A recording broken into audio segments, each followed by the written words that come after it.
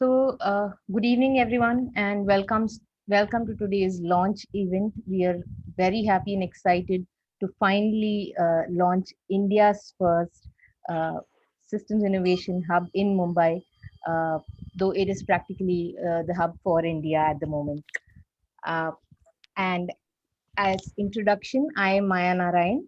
I am the partner and representative of Systems Innovation in Mumbai and also the co-founder of Poland Perspectives, which is a systems thinking based consultancy also here in Mumbai. I would like to invite each of you with a warm welcome and uh, invite you to introduce yourself, uh, for which if you could please write in your name, the location you're signing in from, and an emoji that could show us how you're checking in for today's event. So we'll give this a couple of moments, but please, if you could, in the chat box, write your name and the location in India or abroad you're signing in from with an emoji. Thank you.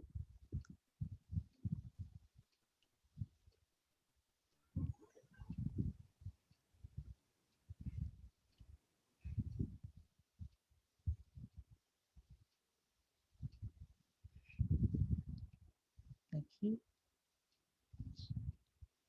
that's where to start.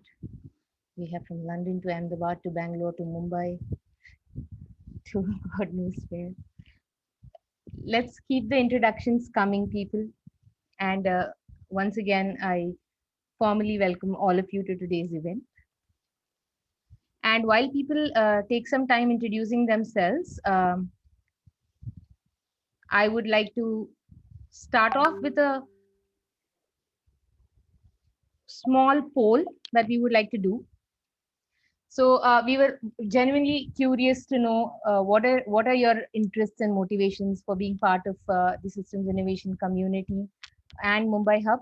So if I could request all of you to use your mobile phones, laptops, or whatever gadgets you're signing in from, go to slido.com and use the code 5538, which you could see in my screen right now.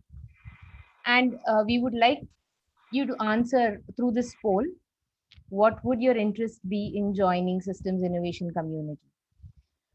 We'll be giving a couple of minutes for this. If anybody has any difficulties in joining slido.com, please use the chat box or unmute yourself and speak to us.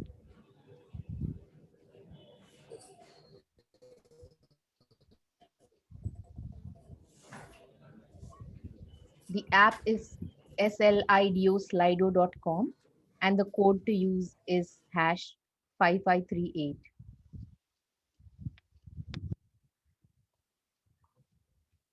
Maya, does the poll need to be live? I'm not seeing anything, but I don't know whether other people are as well. Even I don't see the poll. Okay.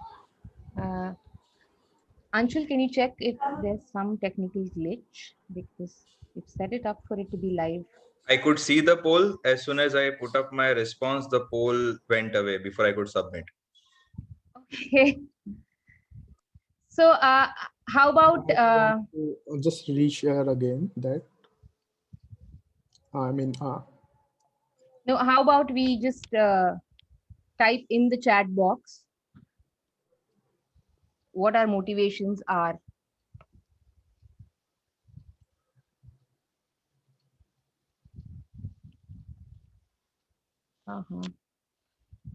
This is the problem with technology. Yeah. So I'm going to share my screen, and if you could please pardon us with the technological glitch and share your motivations in the chat box.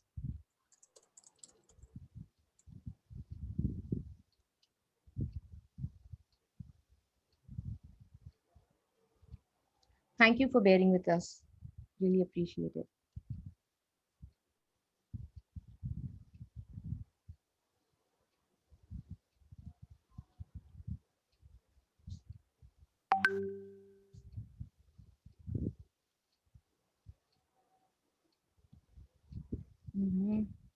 Here it is.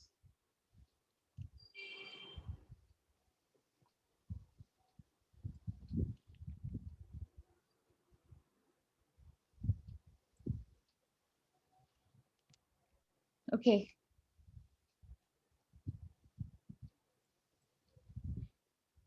So moving on, I really present the session, what it's going to look like today. We are going to be touching upon thinking in whole systems and why that's become so critical in today's day and age. We are going to be talking about the SI community and how it evolved over a period of time, where Joss would also share some of his experiences. And then we look at the larger complex systems and the wicked problems that they entail uh, through some practical examples. And we have the absolute honor of having a keynote address by Anna Warrington, who's the director of Forum for the Future India. So that's in a nutshell. Uh, as for this hosts and the speakers for today, I'm Maya Narayan, and with me are Joss, who's the founder of Systems Innovation. Shout out to you, Joss. And I also have Anshul Agrawal and Anna Warrington. I'd like to start with an excerpt from a passage by Thich Nhat Hanh, who's a venerable Vietnamese Buddhist poet. So Thich Nhat Hanh says that if you are a poet, you will see clearly that there is a cloud floating in this sheet of paper. Without a cloud, there will be no rain. Without rain, the trees cannot grow. And without trees, we cannot make paper. The cloud is essential for the paper to exist.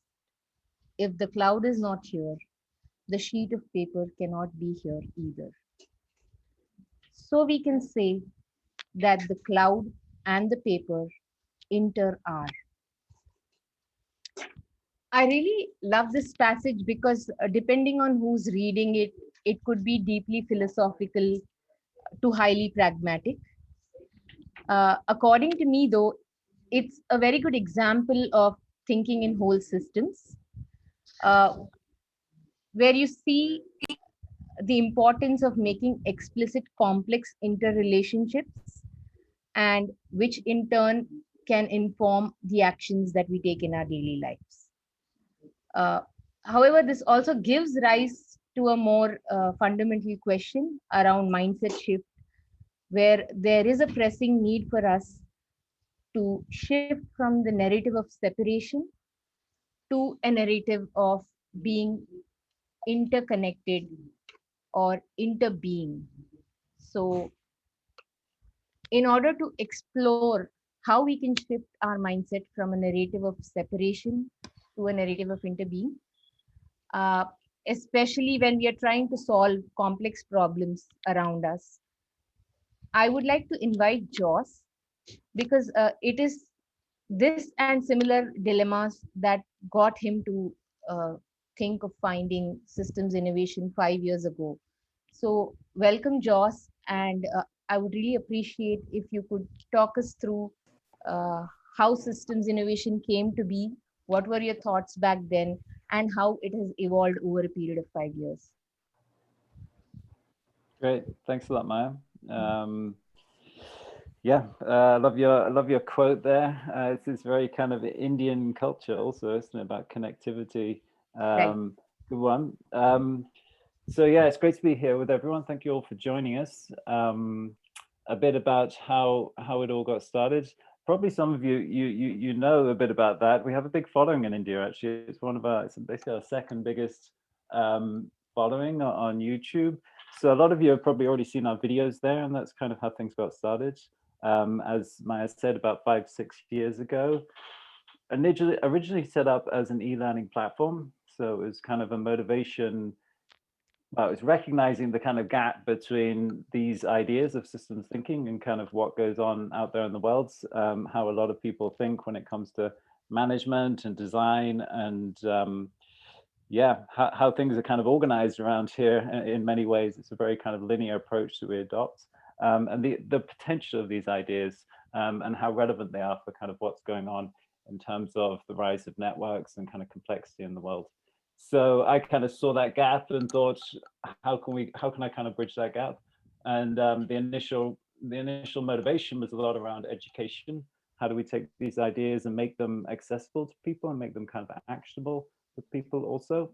So the website was set up as kind of a vehicle for doing that, an e-learning platform. Like I said, about 5 years ago, produced about 400 videos since then. They've been watched by millions of people, and they're quite popular. So that was the initial motivation, Maya, and then more recently it's kind of pivoted towards more of a community initiative. I mean, over that time, we started to build up a following and a community around that, and saw the potential for not just kind of broadcasting to people all the time, but how do you actually start to connect people and put them together, so that you can kind of turn those ideas into something actionable, instead of it all being about ideas and information and all this.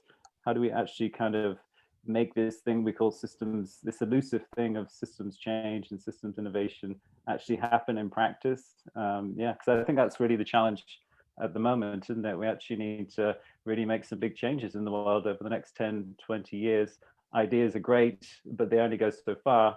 And at a certain point, you've actually got to try and turn that into action in some way. And I think that's really a kind of a community thing. It's a thing we do together, right? It's a kind of a movement thing. And that's been the focus over the past 2-3 years, trying to build that community. Also, if you could briefly touch upon, because it's really exciting how many locations globally you have these hubs set up, Mumbai being one of those. So what motivated you and how did you go about forming these different hubs? Yeah, the initial motivation actually came out, the idea of the hubs came out of a couple of conferences we did about 2 years ago. We did one in Barcelona, got a whole pile of people together there, and really good. That was the first time doing stuff offline and kind of activating the community offline. It went really well. And then we did a second one here in London.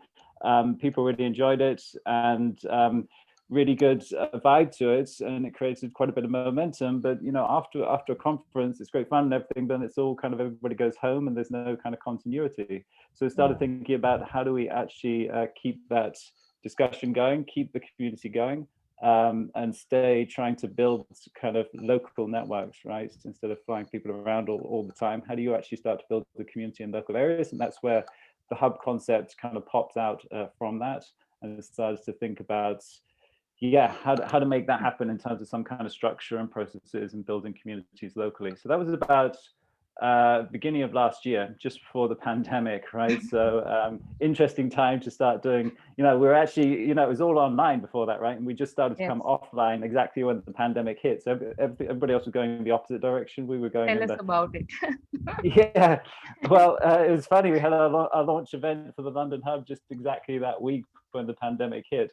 So it's been a bit challenging, but essentially it's been an opportunity, right, to really invest in developing a more global network instead of just focusing on something here, and developing a template that we can use in many different places. And there's just been phenomenal kind of interest in this, right? As soon as we initially started like 10, and then yeah, like some days I wake up and I get like 4 or 5 requests for hubs around the planet in one day or something. So yes, I'm coming to that. I'm coming to that in a minute. So my follow-on question is, what is all that effort and all that introspection got you in terms of how the network has evolved? If you could walk us a little through this. Yeah, so how's the network evolved? So yeah, I mean, it was initially 10 locations that we did, but very fast kind of learning from that. You know, it's a bit of a crash course, and the thing is, being able to learn from, you know, so many kind of things you got to think through, but you're able to learn something from one location and kind of take it to another and develop a template, and then it becomes much quicker to actually set up hubs. So the ones that are starting now, Mumbai is, you know, one of the first ones actually to get started, or to start preparing it. But now the ones that we start just happen kind of 10 times faster because of all the learning that we've got. So that idea of kind of a decentralized network where we're able to share learning from one place to another is actually working in a very, very kind of powerful way. And that's been a key part of it. So it was 10 initially, and then added 5 more, and then just added 5 more just recently. So there's 10 now. And there's probably about 30 people like yourself, Maya, who are doing kind of, who are representatives, and then maybe about 100 who are part of the team of the different hubs. Yeah, and some figures here, right? We have 90K followers on social media. There's about 6,000 members on the website, 20 hubs. And then that's the stuff on YouTube. The videos are watched quite a bit. About a million people watch the videos every year, which is really cool. It's great to kind of reach people with these ideas, actually. Yeah, that's some numbers. Yep. On that note, I wish us both and the systems innovation community a lot of luck so that we reach farther down and then build and strengthen the community further. Thank you, Joss. And I would like to also give a shout out to the launch team here in Mumbai, who's worked tirelessly the couple of months now during COVID to help set up and operationalize the hub. Uh, what is really endearing is that though it's a Mumbai hub launch, we have representation from different parts of India, and we also have Vishnu from Bhutan, and that really is the beauty of systems innovation being without boundaries.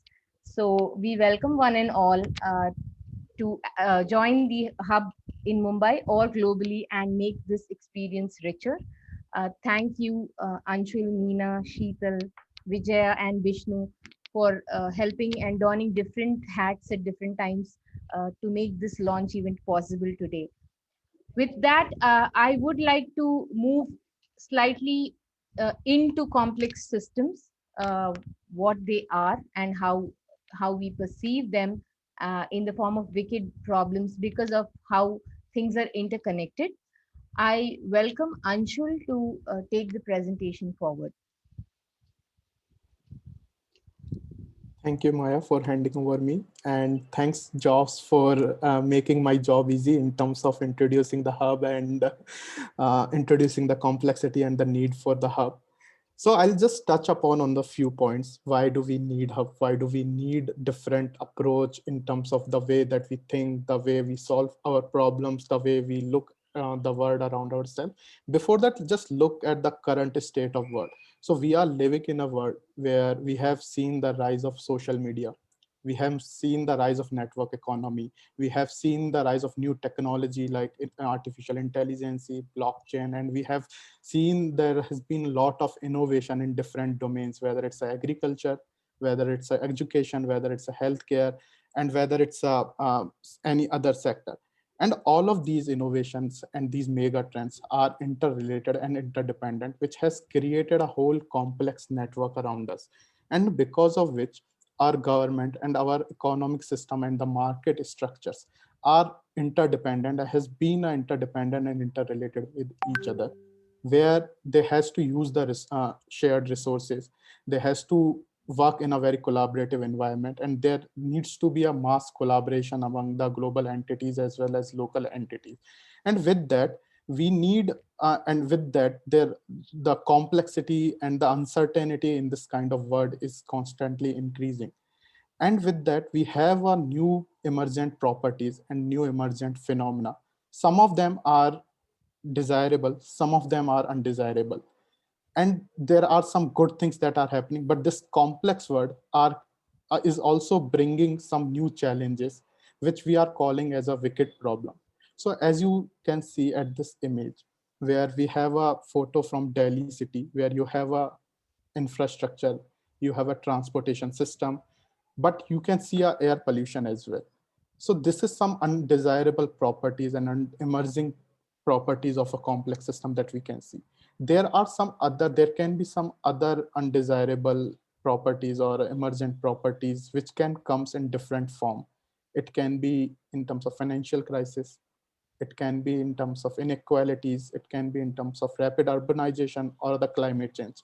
And these all mega trends are not happening in silos, but are connected through our structures, where happening of one event can affect the other event, and which creates a very complex and wicked problem in front of us, where we are constantly trying to one problem, and then we feel that we need to solve the another problem also to tackle and to create a solution for this problem. At this moment, I would like to take a moment and would like to ask you, when we say a wicked problem, what are some things that comes to your mind? What are some properties that you thinks are these wicked problem have? We again have the Slido. I'm just activating the Slido poll. Just let me know if you are able to again join or use the Slido poll. If you are not able to, please use the chat box, or you can unmute yourself and talk to us about the wicked problem, your understanding of the wicked problem. What are some properties that you think these wicked problem poses in front of us?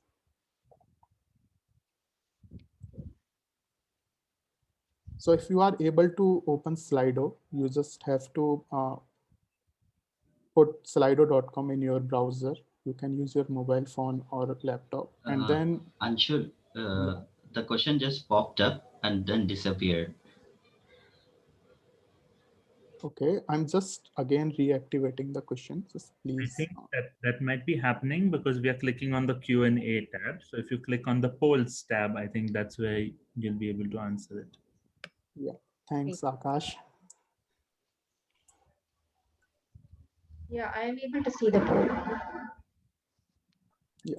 So you have to write what are some properties of wicked problem. When we say, okay, so we do not have a single optimal solution, impossible to solve as one person or organization alone, are multifaceted, are uncertain, are complex. So we have a lot of responses. No single owner, decision maker, can't let you self-fail, can't agree on the problem, interconnected, okay, feedbacks, delays, and unintended consequences. Interesting. Impossible to solve as one person or organization alone. Yeah.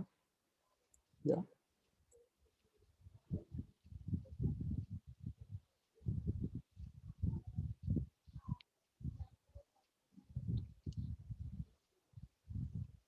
Do not have a single optimal solution. So yeah, please feel free to type in. Before that, when the people who haven't typed, I would like to invite any of you, please unmute, and if you want to walk us through of your property that you have just mentioned. If anybody would like to unmute themselves and just talk. Why do they think this is the property of a wicked problem? I can. Go I ahead. mean, the one I put up was systemic. I think that's, I mean, a lot of them are relevant, but that's kind of the key one for me. The fact that you can't separate the problem from the rest of the system, you know. I think a lot of our traditional approaches, they're designed that we separate the problem out. We kind of focus on that specific part of the system, whereas the wicked problem is something that's kind of part of the whole system. You know, I think of like corruption or something, where it's kind of all across the system, people are taking bribes and so forth, and that's perpetuating it instead of just one part of it. So it's systemic, part of the whole system. Thanks, Josh, for sharing that. Anyone else who would like to share? So we have a, yeah. So I'd mentioned it as complex. Complex because it's non-linear, and our linear approaches towards solving these problems are insufficient to achieve expected results. Thanks, Suresh, for explaining that. We have an option which says long and delayed feedback. Would that person would like to unmute or want to share the light on that aspect? Yeah, sure, that was me. So what I mean by that is that the properties of the system and what it will lead to are difficult to predict. So therefore, which leads to a difficulty in coming to a consensus around how the problem can even be solved. Actually, that again goes back to Joss's point around the fact that it's systemic, which also means it's irreducible in some sense. So how do you solve such a problem when you don't know what the solution is going to be? Thanks, Aklati, for clarifying that. So yeah, any last response from anybody? Somebody is writing high uncertainty and risk. Would like to say anything about that? What do they mean by risk, high risk and high certainty?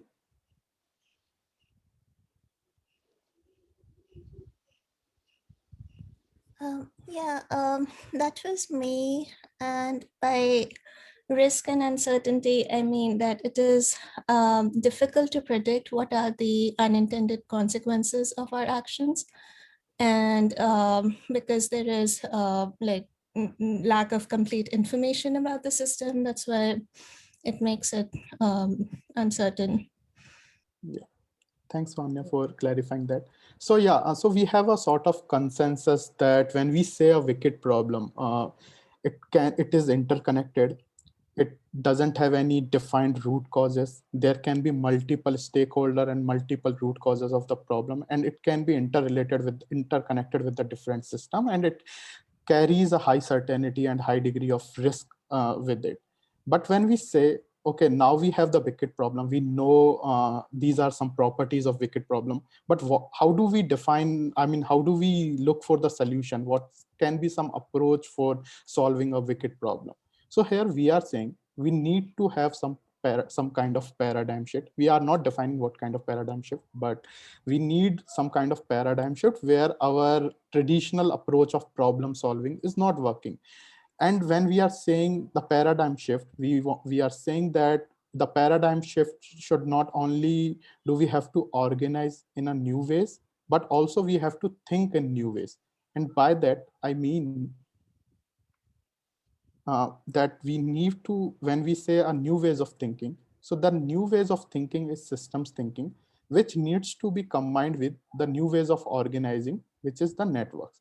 And combinedly putting together both these of two, we are saying it as systems innovation. And let's formally introduce system innovation by introducing Frank Gill's definition. And let's take a moment and just read it, this paragraph by Frank Gills, where he defines system innovation in a way. So I'll just give a couple of seconds for everybody to just read the slide so that they can soak into the information before we move to the next slide.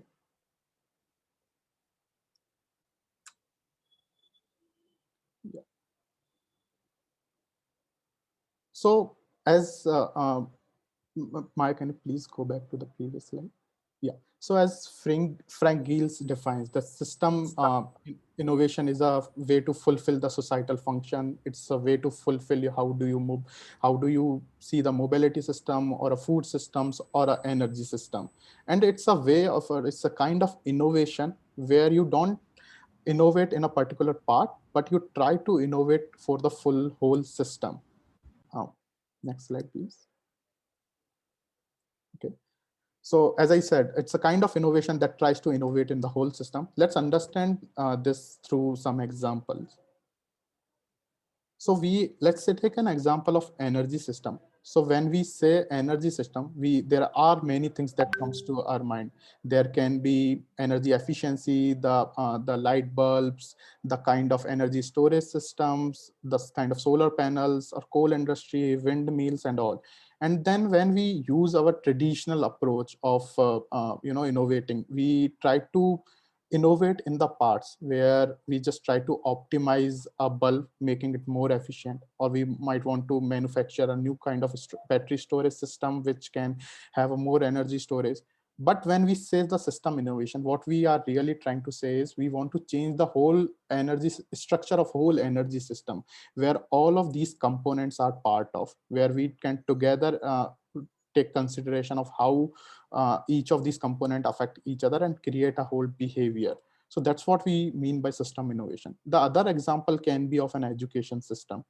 where we have different component. It can be in terms of the student learning, it can be of the delivery of your curriculum, it can be of the designing of your curriculum, the school infrastructure itself, and the syllabus and all those aspects. And when we say the part innovation, we might want the traditional approaches has been to improve the infrastructure, or just improving the curriculum itself, or just improving the teachers trainings and all those aspects. But when we talk about the system innovation, it's about the improving the whole education system by changing its structure, so that education system can serve its purpose by incorporating all its part together. With that, we would like to move on to our next key speaker, Anna Warrington, who will share her practical experiences and where she has applied system innovation in the real life situation, and some of the case study we would like to hear from her. And I will just give a brief intro of Anna. And first of all, I would like to thank you, Anna, for joining us today's session. So Anna is Director of Forum for the Future India, which means she is responsible for the forum's impact and the operation in India. And Anna has a work experience of over 15 years, where she has worked in the change and the sustainability domain.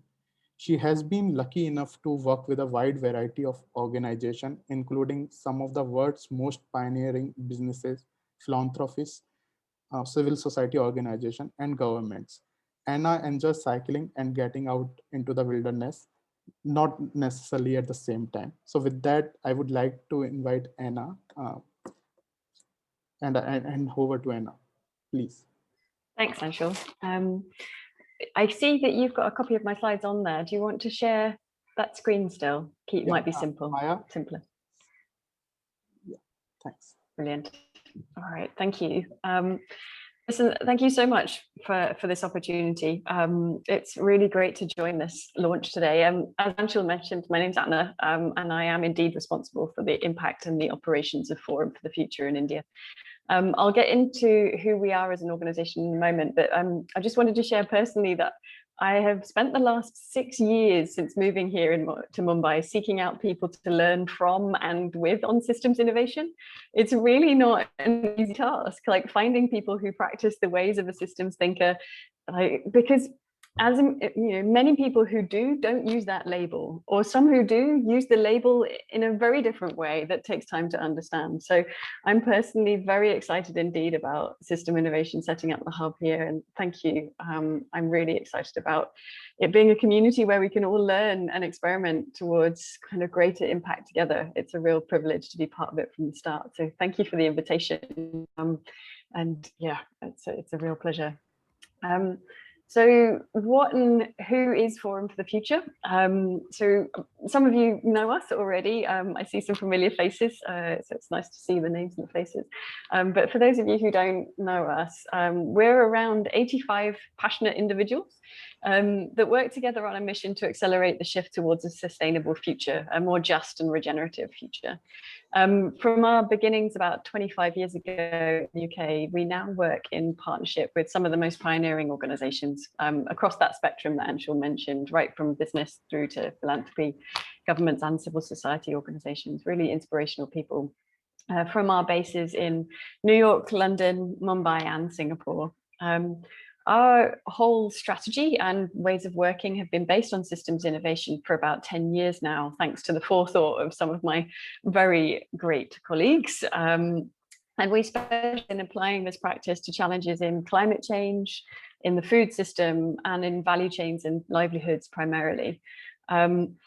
We help establish systems changing strategies with organizations. We catalyze collaborative platforms that address those kind of wicked challenges that we were talking about just now that no one organization can tackle alone. And we contribute to building capability implicitly within the initiatives that we run, but also explicitly through for systems change, which I think some of you are familiar with. So that's Forum. Yeah, thank you. We'd like to move on. Our strategy is based on the idea encapsulated in this quote. Sorry, just one slide up. Thank you. So I'm sure you're all familiar with this. Donella Meadows is obviously one of the kind of primary figures that most of us hear about first when we learn about the term systems innovation. But I think it's worth kind of holding onto this. It kind of reinforces one of the facts that Anshul explained earlier on. The world is a complex, interconnected, finite, ecological, social, psychological, economic system. But we treat it as if it were not. We treat it as if it were divisible, as if it was separable, as if we can have toolkits that focus on particular aspects, as if it was simple enough to have a kind of simple answer, and as if it was infinite. And I think, as they say, the wicked challenges that we are facing right now are a direct result of that mismatch. And I think our work aims to surface and to work with the complexity and the interconnections to move us towards a just and regenerative future, instead of kind of perpetuating the issues and the mindsets and the worldviews that mean that we are where we are today. Thank you. Next slide. Our strategy is based on the idea of those interconnections, and we sort of recognize that things need to be adapted for context. When Maya and Anshul asked me to share some of the stories of putting systems innovation practice to work, I kind of thought I needed to put it a little bit into the bigger picture and share maybe at a conceptual level what our model of thinking kind of is. We put it down on paper, but like anything in this in true systemic fashion, it really does get adapted for context every time. But I think this gets across the fact that we kind of set out, collectively in our initiatives with our partners to define our objectives as that community that's come together, be that a multitude of organizations or within one organization. And we step into a phase of iterative systems diagnosis. So mapping and really understanding the layers and the facets of the system that we're actually working with and to change. We use futures as a set of techniques to build in multiple time horizons to that diagnosis. So we see futures as very much a part of the systems change toolkit. And it helps us understand what might shape the change in that system over time and what possible futures that could result in. And that's really, it's one of my favorite stages, I think. We use this diagnosis to collectively understand where we can best intervene for the kind of maximum systemic impact, so lasting and kind of deep rooted, and to understand how. And then we set about putting those interventions into place. We consciously work with a kind of action inquiry method so that we're learning and kind of understanding the contribution to change that is arising. And we kind of aim to adapt accordingly, knowing that, everything that we do, nothing we do originally is going to be perfect. And things, as we say, will bounce off each other and will create unforeseen consequences that we need to adapt to and harness in some ways. I know that our approach is similar to that of others. I think I can see Prashant from Cynthia here, and I'm actually really excited about the potential of distilling our learnings together as part of this hub. It feels like, we need to practice what we preach here. This is not a competitive space. It's really about us creating the change together.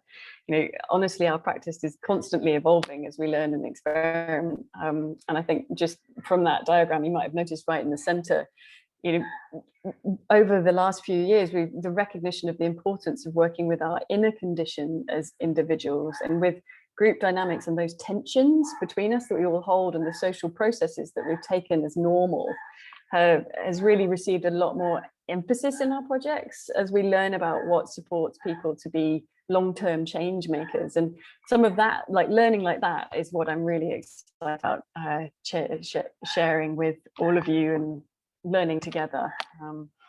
But I do want to be 100% open and looking at little Yoda here.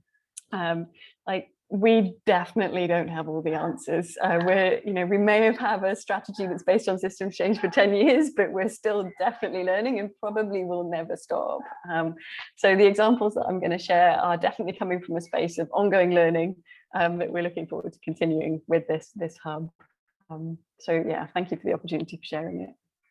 The first example that I'm going to share sort of sits within the fashion world. I think all of us, because we wear clothes and because I think we probably on this call have aligned kind of missions in life, understand that clothing production is the third largest manufacturing industry in the world after automotive and technology industries, and that consequently means that actually it's a greater contributor to climate change than international aviation, I can see Airbus in here, and technology industries combined. So textiles and fashion, climate change nightmare. More than $500 billion of value is lost every year due to clothing underutilization and the lack of recycling, according to Ellen MacArthur Foundation. And 3 out of 5 fast fashion items end up in landfill. And not all of it is lucky enough to be sorted, as this picture indicates. And I guess to add a social dimension, 93% of brands surveyed recently by a renowned organization called Fashion Checker aren't paying garment workers a living wage. So there's all sorts of complex interrelated problems that are the result, or mostly the result, of an extractivist and volume-based model used by the majority of fashion brands, if we're honest. It's causing huge pressures that are being put on the environment and society. Now, many fashion and textile brands and manufacturers have awoken to these challenges, at least on the surface. When one fashion and textiles organization came to us to partner on setting their new sustainability strategy for the next decade, they had a really long list of these issues that they knew they needed to tackle, but they needed a coherent way of doing so, and to understand their role in the system that would mean that they could have the greatest impact. Now, from our initial conversations, though, it was clear that the understanding of those issues and just how fundamental they were to the survival of their business was pretty variable across the different people, to say the least. On one end of the spectrum, one member of the team stated that they could see real raw material availability problems heading their way and they needed to invest now. And then I think on the other end of that spectrum, it was much more about making sure their annual report had the right headings and that they weren't missing a trick marketing-wise. And I think we've all been there. So we decided to surface some of the assumptions that kind of led to these variations within the organization. So it was clear that they weren't all pulling in the same direction, and that any kind of sustainability strategy cannot just be skin deep in this day and age of urgent challenge. So to surface these variations in these assumptions, we used Bill Sharp's 3 horizons model. I'm not sure, many of you may well have come across it already. It's a great model to use. If you haven't read his book, A Patterning of Hope, please do. It's simple, it's short, and it's very, very handy. So together with a cross-section of people from across the company, we began with that diagnosis of what makes the business successful today. And through those conversations, quick season changes came up as a key competitive advantage. So they were agile enough to have, I think it actually turned out that they had 12 season changes in a year, renewing their portfolio products that they sold every month. Some do it every 2 weeks, so these guys weren't quite that bad. So essentially being able to practice fast fashion was one of the factors that made them financially successful, and they surfaced this as part of the first bit of the diagnosis. And then we used the 3 horizons framework to understand how the contextual changes, so those trends and signals of change, may mean that these facts that make them successful now may be no longer fit for purpose or might be put at risk. And immersing the team in these signals and exploring how they could play out actually led to one of the biggest arguments we've ever had in a workshop. And actually not in a bad way. You can imagine the scene. So we were gathered in this enormous corporate hall with 45 senior executives gathered around huge provocative posters who were steadily getting more and more animated about the future of fast fashion. So some of them were seeing signals that, there's ever increasing demand for fashion by younger generations. The social media influencers are perpetuating a culture of wearing garments only once. And to them, there was just no uncertainty around whether fast fashion was here to stay. They were absolutely certain it was here to stay for the next decade. But for others in the room, it was clear that the trends meant something was going to give, either through legislation or the emerging backlash in popular culture that we were kind of seeing sort of nuggets of. For them, they weren't certain. So they didn't know it was going to go away, but they weren't certain that fast fashion was a given business model for the next decade. So facilitating this really lively discussion with some of the top executives in this fashion house really helped them see the interconnections and possible consequences. And it meant that this fashion giant was actually questioning its given business model, and with that, its role in the system. It opened up the scope for change, widening the field of possibility in a way that wouldn't have been possible with linear thinking. You know, they weren't open to a campaigning attitude. It needed to come from them. They needed to see these interconnections, and using a sort of systems-based approach that helped them understand assumptions and surface those different time horizons actually helped make that happen. On the next slide, another example of systems innovation in practice where it's helped us achieve more than otherwise would have been possible was with some of the excellent NGOs working on driving the uptake of renewable energy here in India. I'm sure some of you are very familiar with our peers in that space. They had identified a challenge whereby they were being perceived as competing, NGOs competing, and the large kind of commercial and industrial organizations they worked with were unsure what each of them offered and how they were different. So, you know, a change system being kind of confused was the sort of situation that we aimed at. I think the squeezing of the operating context for civil society also meant that they were only really comparing notes on an ad hoc basis. And sometimes they would find themselves working on similar things at a very late stage, which meant that they weren't adding up to greater than the sum of their parts. They were really overlapping. They could only see elements of the proverbial elephant at the one time of their system. And you know what it's like. Information flows are actually quite hard to maintain in a squeezed space like civil society. Pre-pandemic, you see a familiar face in the networking break of a conference. How are you? Oh, good, good, busy, you know. Oh, we're launching a report next week. I must send you an invite. You know, that kind of thing. Like that's how information flows rather than being able to find the space to collaborate. So what we did was we created the space for the NGOs to come together physically to co-diagnose, to literally physically map the system they were looking to change and their current roles within it. And then layering on what they collectively saw as the biggest barriers to that systemic change, and exploring the fit with each of their organizational approaches and priorities, which helped them see how they were different, how they were similar, where they were at. And it meant that the NGOs could see that whole elephant of their system and make much more impactful choices about how they wanted to act together and in what complementary ways rather than overlapping. And I think weaving in informal spaces to meet and chat meant that the sort of tensions between them as organizations could be surfaced without pressure, and it could be explored in a lighter kind of way. We would have liked more of these informal dinners and no agenda spaces, but the ones we have helped underscore the importance of really deliberately building trust between individuals in systems and not just between organizations. And I think without seeing the system as individuals, as nested within this change system of organizations, collaboration would only ever continue to be kind of transactional rather than transformational or meaningful. So yeah, next slide. I think related to layering of the individual with the organizational is quite a different example of an international community we've been hosting over the last 2 years called Boundless Roots.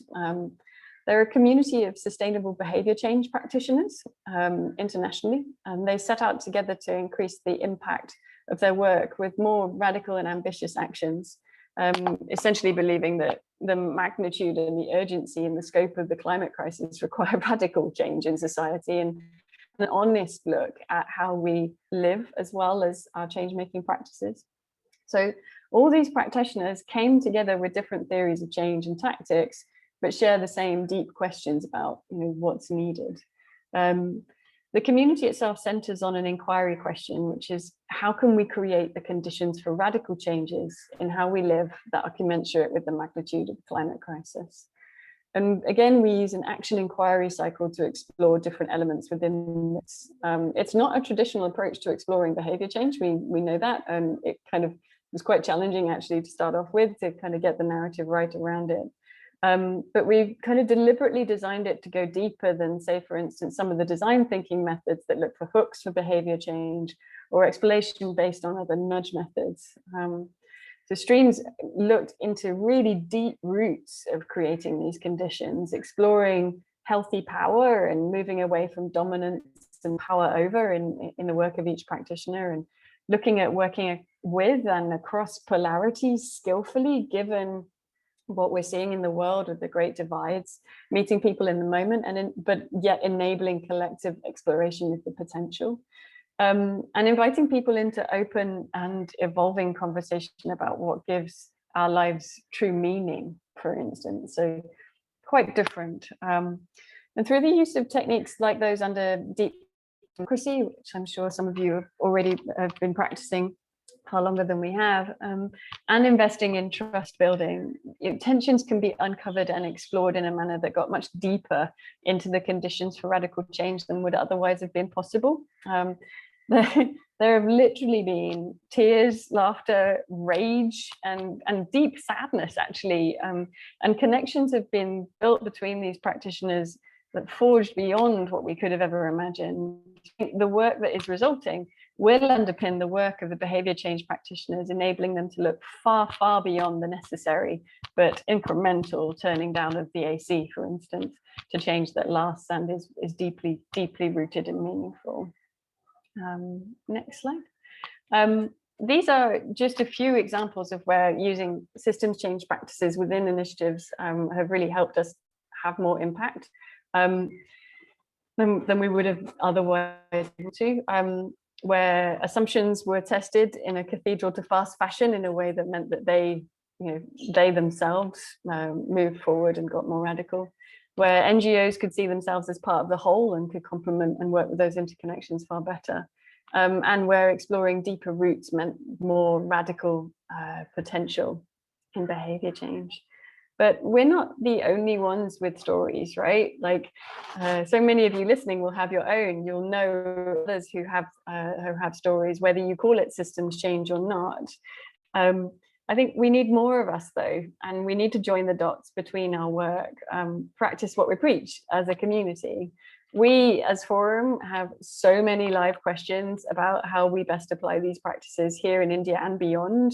There's just a few on these slides right here that we're already in conversation with some people with, but I personally am really looking forward to exploring these questions with this community so we can be greater than the sum of our parts. So thank you. And I really look forward to meeting you all and getting to know you all, learning with you. Thank you. Thank you, Anna, for sharing your wonderful experience with the system change journey and applying system innovation concept through the example that you shared. With that, I'll hand over to Maya and ask her to carry forward the session. Thank you, Anshul. Thanks, Anna, for putting the question that I had stated upfront in perspective as to what can we do for a mindset shift for the narrative of separation to shift into a narrative of interbeing. Those are great examples that you shared with us. And what really makes systems thinking relevant here and now is that it really opens up the Pandora's box in terms of whether it is technical systems, social systems that we are talking about, and also whether it is at the scale of individuals, communities, countries, and the society at large. So, which is why, like Anna said, we would also like to reiterate that we are sure from the participant list and people who have taken time off today, there are many more examples and stories, and which is why precisely the hub exists, so that we can co-create those stories in a more meaningful way. Given that, I would move on. So if we were in a physical space and also keeping in line with Indian tradition, we might have a symbolic launch or an initiation of anything by probably lighting a lamp or cutting a ribbon or doing something like that. But since we are in a virtual space, we didn't want to give up on that aspect. And so, as a symbol of our actual launch of the Mumbai Hub, or actually the India Hub, we just want to play a short video. We would invite all of you to join us in this launch today, and we pray for this community to grow and flourish further. So please join me in playing the video and actually operationalizing the hub. Thank you.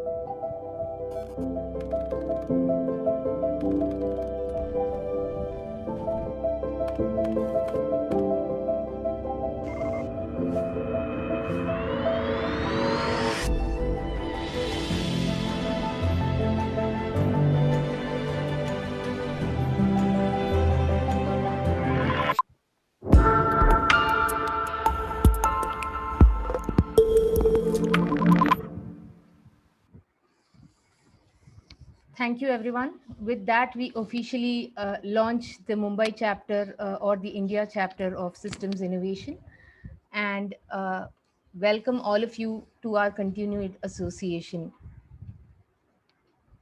So, to tell you briefly about what the Hub is, we are an e-learning and collaborative platform where we apply new ideas and methods based on complexity science and systems theory for transformational change. We do that, I mean, we essentially, it's a space, it's a virtual space, it could be a real space post pandemic, but it's a space nevertheless where we could co-create, learn through a lot of guides and templates that we've already put together and is available on the website. We could connect as a platform to foster a global ecosystem and look at different wicked problems and how to solve them systemically. And we also wish for the hub not to be some place just to talk, but also act. So we have a lot of frameworks and tools available, and we want to build more as we go along. So yes, the hub is for experimentation. It is open source networking. We want to stay connected. It is about building capacities of diverse stakeholders on thinking systemically and uh, using the narrative of interconnectedness or interbeing. It is about sharing and exchanging. Uh, what we would like it to be in the coming months is, we would actually like to invite and curate panel discussions on different kind of problems, and also on different kind of themes of how you as individuals and organizations have been applying systems. uh, but these are just some of the thoughts that we have. I'd really appreciate if, uh, I mean, we would like to hear suggestions from you. So if anybody would like to unmute or type in the chat box as to, what are some activities that we could do on an ongoing basis, that will really help us curate the hub further and grow as a community. So I'll give, yes. So, one thing which we would like to see more in the industry is for case studies. When we are trying to pitch for systems innovation practices in any industry, the first thing which we will be posed at is to demonstrate some case studies and demonstrate some successes. So that is something really hard to find, and if you could put these things together, then it will be very helpful. Right, thanks, Suresh. uh, Other ideas? And today is just the beginning of the conversation, so please feel free to connect with us even after the launch. But I just feel that we've been doing a monologuous conversation and would like to hear some voices and some ideas. Hi, something that I wanted to pitch in. Right. Something that we can do here is a challenge-based system innovation solution that can be based on the model of hackathon, where Mhm. where we actually get real life challenges from industry, from communities, from organizations, and we create a bridge, or we create a platform where innovators or solution oriented people can come together and create a solution for it that would actually give a good substantial result, some good direction, good thoughts, lot of new ideas coming on table, lot of new discussions can happen, and we can actually facilitate innovations happening. So I think that is something that we should be able to do. Right. That's an awesome suggestion. Thanks, Karan. Um, Anyone else? Yeah, hi. This is Tara here from Bangalore. Hi, Tara. One of the things I'm really interested in is the on-ground work that happens in terms of designing, testing, and prototyping by people. Okay. As I wrote into the chat, I'm part of something called Gigaton Challenge, which sort of looks at teams from within cities. And Mhm. we've already begun last year, and we've sort of covered sort of 40 odd countries in which we've had cities contribute. And basically what happens, and I'm just offering this as an idea for, even for your hub to look at, is Right. that it doesn't need specialists. It needs people who have a problem. The people who have a problem have to be part of the solution. It's not experts coming in to solve the problem, but actually people who are connected to the ground, Right. who then get going. So in that context, I mean, Gigaton Challenge, which I am part of, is basically looking at teams from cities who are taken through a 2-week sprint. And at the end of it, and at the beginning, it's a 1 ton of greenhouse gas abatement target, and then you climb. So Right. we're at a stage where some teams have gone up to 10 tons per month. And the whole idea is basically people getting involved and people making the collaborative, collective response. And so, I'm really interested in seeing how, you were talking about what happens on the ground on one of your Right. previous slides. And I think it'll be really interesting to see how action happens, because, there may be tools, but if you don't apply them, then we won't get Yeah. further. And people won't own them, you know what I mean? I mean, otherwise they're just Yes. tools in a box. Yes. Yes. So yeah, and I would be really interested to know how, Gigaton could work with the hub, and see how, neighborhoods in Mumbai or wherever else the hub is present, to see Right. how, because it's all online, thanks to COVID, Yes. and Yes. and working. So yeah, we look forward to seeing what the possibilities are. Yes, thanks for sharing, and we look forward to collaborating and taking this forward as well. And it's just amazing that we've initiated this conversation, and ideas are already flowing in. Just need to sustain the energies as we go along, and we hopefully are able to do that. For which uh, we also want to share some thoughts around how all of you can get involved in the hub. Uh, so you could either contribute to co-creating activities in the hub. If you have the time and the interest to do that, we could have a conversation. So we have weekly conversations on Wednesdays. So the next one comes up at 5 p.m. IST next Wednesday. I invite all of you, or as many of you, to join the conversation. So this is a very fluid space that we are holding, and we want things to emerge, if I use a cliche systems concept. But even if, let's say, you're doing half a dozen things and you don't have the time for that, we would still love for you to be a member and contribute and learn from the website at www.systemsinnovation.network.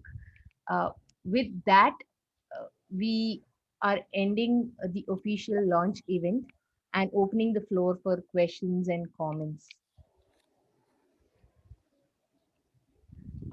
Hi Maya, this is Unmesh from Bangalore. Hi, Unish. So maybe I'll start my video in case you want to see, though it's not very presentable. No problem. Thanks. So I think this is great. I mean, I was very happy to see the chapter opening and you approaching me, and I think it's really great. So and I think I mean, as you said, post COVID, I think there could be a physical activity happening in Bombay. So I'm just wondering, how does this extend beyond Bombay? Because I just heard Tara make a comment. She's based in Bangalore. So how does that? I mean, have you thought about how could that connect? That's one question. So, and also another question is, in case we are having folks from different cities, would you be able to connect us so that in case we need sort of to connect with each other, that could be easier.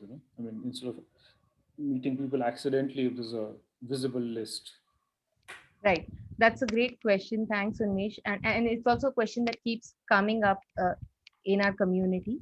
So just to contextualize the whole thing, we got talking with Joss and wanted for this kind of a community to be in India, given our complexity and the challenges that we face. And we, because we are situated in Mumbai, we thought that was the natural thing to start.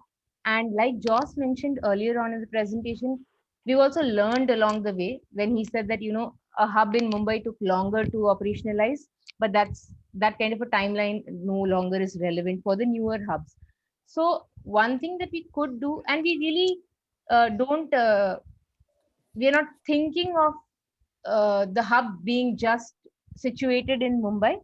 We are obviously planning for more hubs to operationalize in the near future. So one thing to do could be to have conversations with us now, and then start doing that simultaneously in multiple locations, because I don't think it's going to take that much longer. This is like I said, just a magnet where we wanted to attract people, let them know something like this exists. And for all practical reasons, like you said, we feel naturally there'll be more hubs. There is already a lot of interest for people from Delhi, Hyderabad, Bangalore, Pune, to start their own city chapters. So that's something that we is I mean, it's all definitely on the cards, and something that we can put some process to. But I'd also like Joss to add anything to that if he wishes to. Joss? Yeah, sure. So like I said, actually, India is one of the main locations for us, particularly for the e-learning content, but also on the website. And you can see from the data, there's a lot of interest, particularly from Bangalore. Bangalore is actually one of our biggest followings. So that would probably be the next location. But as Maya said there, there's been requests from Hyderabad and from Bangalore also. So it's good just to get this one started. And in a pandemic world, when everything's online, it kind of functions as an India hub. And so then maybe later on in the year, beginning next year, we might think about a second hub, and that would probably be in Bangalore. Yeah, that would be my answer there. Yeah. Other questions? Thanks, yours. Thanks, Maya. Yeah, thanks. You're welcome, Anish. Yeah, hi, it's me again, Tara. I'm Maya and Josh. I just wondered, in terms of ideas around the hub, what are your plans in terms of getting or mobilizing people, or building traction amongst, whether it's neighborhoods or people or whatever, in terms of it being people based, what's your approach to that kind of work to get people going and engage with the tools you were talking about and so on? Joss, do you want to take that first? Sure, yeah. So we're still exploring that, Tara. A hub is a kind of a model, a template that can be developed in different directions. So it's kind of going on from here, as Maya said. Hope to have people join us next week who are interested in this and have that discussion about in which way can we develop this that's relevant for Mumbai and India. But we have a number of kind of buckets there that Maya touched upon: the learning, connecting, creating. Definitely feel there's a need to create a space for co-learning, shall we say, so that people actually understand these ideas and the tools and everything and so forth. Then in terms of kind of collaborating around that, I think one really good activity is actually to get people together around challenge mapping, like asking what are those challenges, what are those problems, and what are the people, as you said, Tara, you need to connect this with the people who actually have those problems, right? And who are the people who have those problems? Who are the people, who are the organizations working on those problems, right? And how do you create the spaces? Anna was getting at it too there with those NGOs, right? How do you create those spaces for connecting those people who are working on those challenges in productive ways towards those kind of challenges? So I think that really starts with a lot of the hubs. We find it starts with a mapping exercise to really understand what's going on out there, both in terms of the challenges. What are the challenges? What are the key challenges? And what are the key kind of capacities in organizations doing things? And then how do you create the activities, the spaces for educating, for bringing people together towards those kind of challenges? But that's something to be defined in specific terms as you kind of work through those mapping exercises. Sorry, just to follow up. So do you have any, I mean, I realize that you have hubs in various other places. So any stories from other hubs as to how they got built up, or, I mean, anything that sort of worked for you that you look forward to, or is working elsewhere? I mean, may not work here, but just nice to hear about how it works in other places. Yeah, so they're all just getting started at the moment, Tara. So this is all ahead of us. Actually, this is the third launch event. Paris did its launch event last month. Singapore, we have Marissa here who leads the Singapore hub. We did that last week, I think it was.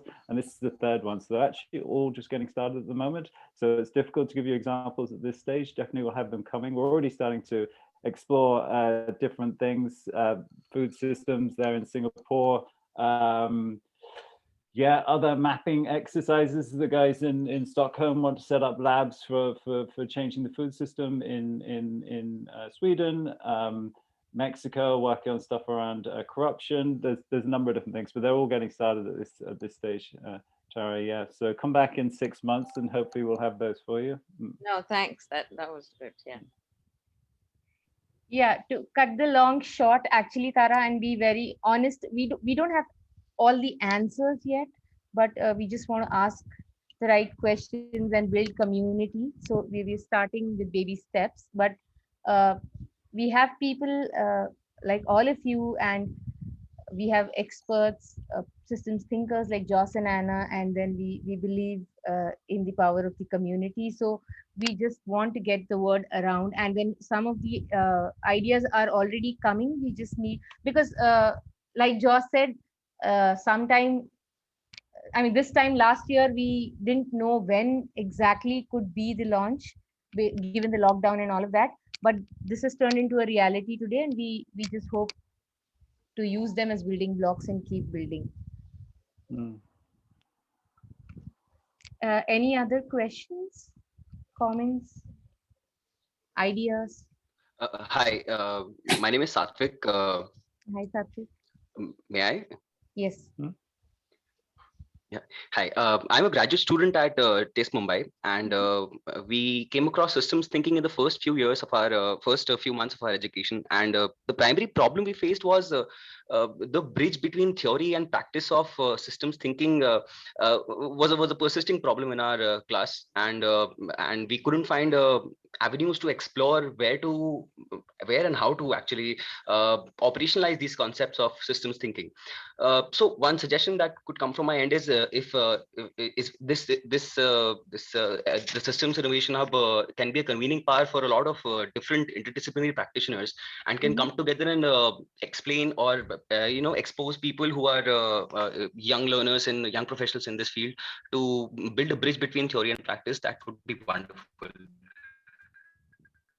Yes, that's also the idea that that we have in mind. Thanks that you shared our thoughts. Thanks, Satvik. Maya, can I just share on that? I think Satvik, I think you're spot on.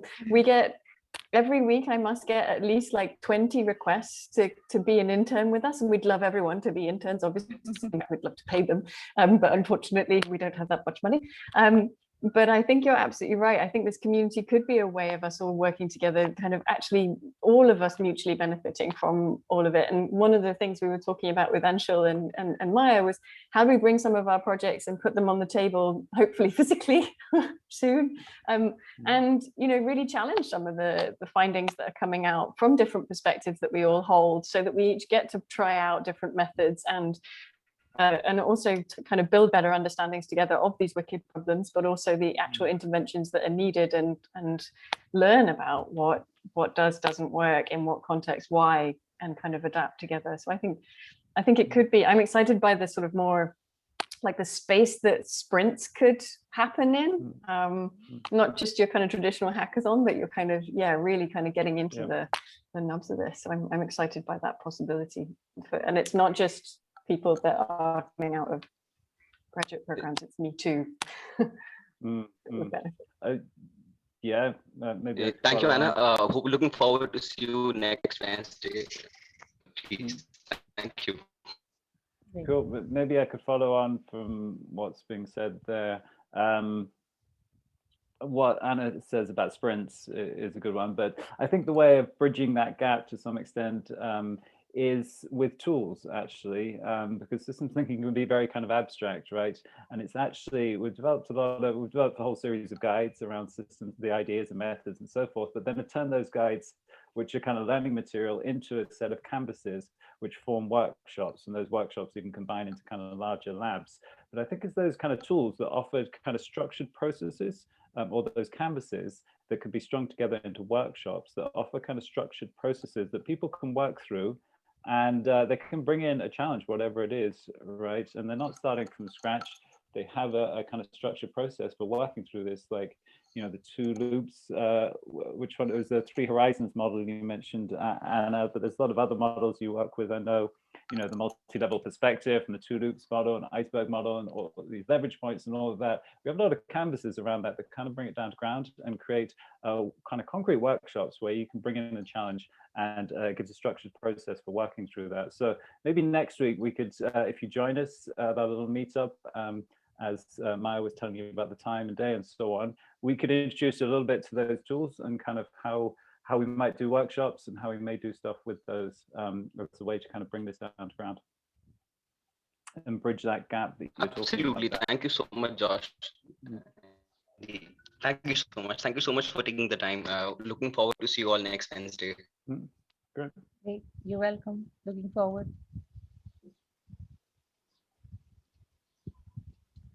And so one of the questions, Anna, that I'd also like to briefly touch upon is, this question around how do you bring stakeholders from different disciplines, from the government, from the civil society, maybe the corporates, to think as a cohesive group. I know you've touched upon that through your examples, but that could also be something that we consciously try to build through the hub and the community. That sounds great. I've had the fortune of working in a couple of different contexts, and I have never worked in a context where stakeholder groups are so separate in their conversations as I have here.